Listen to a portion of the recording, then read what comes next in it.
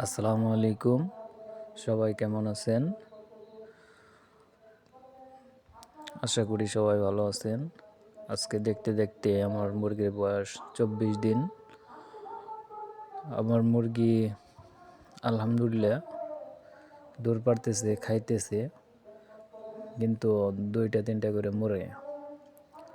মানে 19 দিন থেকে 16 দিন থেকে একটা মরছিল। পরে ডাক্তারের কাছে গেছি, ভেটেরিনারি সার্জন কাইটা দেখলো, কয় গাউটের প্রবলেম। তারপরে 19তম দিনে 2টা মরল, কাটলাম, কাটার পর গাউটের প্রবলেম।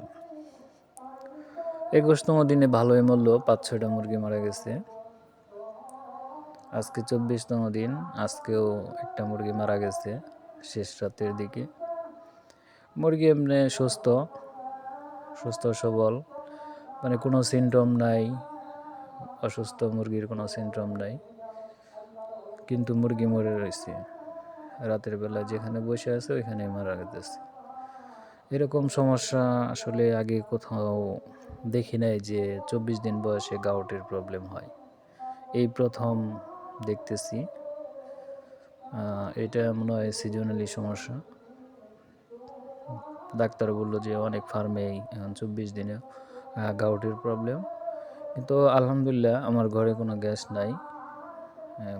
ভালো। এখন আমি যে মুরগিটা দেখাবো, যে 24তম দিনে গাউট হয়, গাউট আসলে কি?